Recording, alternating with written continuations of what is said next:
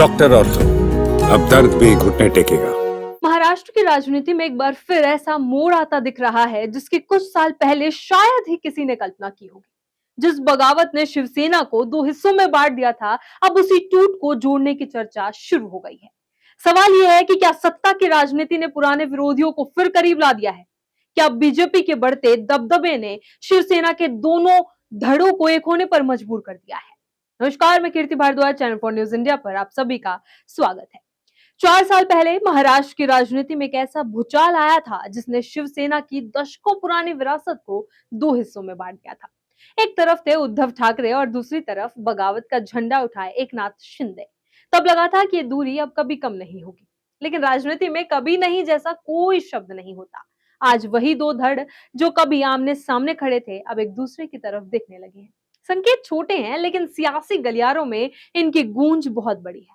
छत्रपति संभाजी नगर से आए दो बयानों ने महाराष्ट्र की राजनीति में नई हलचल पैदा कर दी है। शिवसेना यूबीटी के वरिष्ठ नेता अंबादास दानवे कहते हैं कि उन्हें कई बार लगता है कि दोनों गुटों को साथ आ जाना चाहिए। वहीं शिंदे गुट के वरिष्ठ नेता अब्दुल सत्तार तो इसे सही समय तक बता रहे हैं, यानी दोनों तरफ से दरवाजे पूरी तरह बंद नहीं है।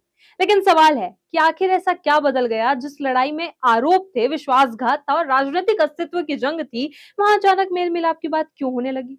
इस सवाल का जवाब छिपा है बीजेपी के बढ़ते राजनीतिक प्रभाव में। शिवसेना के दोनों धड़ों को अब एक डर सताने लगा है। डर अपने राजनीतिक वजूद के खत्म होने का। अंबादास दानवे का आरोप है कि बीजेपी महाराष्ट्र में क्षेत्रीय दलों को कमजोर कर रही है। उनका कहना है कि बड़ी मछली छोटी मछली को निगल जाती है और बीजेपी यही खेल खेल रही है।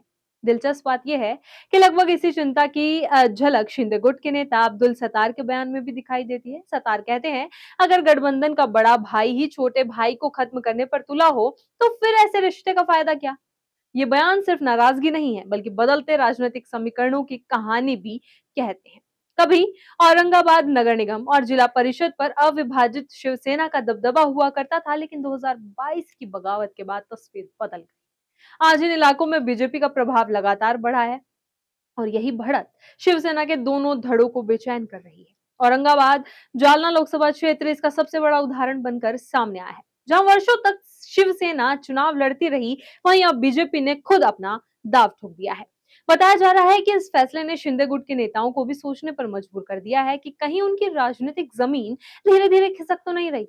लेकिन क्या सिर्फ राजनीतिक मजबूरी पुराने जख्मों को भर सकती है? क्या 2022 की कड़वाहट इतनी आसानी से भुलाई जा सकती है? क्या कार्यकर्ता इस मेल को स्वीकार करेंगे? और सबसे बड़ा सवाल, अगर दोनों गुट एक होते हैं तो नेतृत्व किसके हाथ में होगा? उद्धव ठाकरे के या एकनाथ शिंदे के?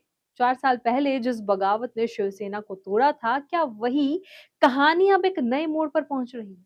फिलहाल इन सवालों के जवाब भविष्य के गर्भ में है, लेकिन इतना तय है कि महाराष्ट्र की राजनीति एक बार फिर करवट ले रही है और अगर शिवसेना के दोनों धड़े सचमुच साथ आ गए तो सिर्फ एक पार्टी नहीं जुड़ेगी, बल्कि महाराष्ट्र की राजनीति का पूरा समीकरण बदल सकता है। फिलहाल ये सिर्फ अटकलें हैं, लेकिन राजनीति में अटकलें ही अक्सर बड़े बदलावों की पहल आहट करती हैं। इसी तरह की खबरों के लिए बने रहे चैनल फॉर न्यूज इंडिया के साथ। डॉक्टर ऑर्थो, अब दर्द भी घुटने टेकेगा।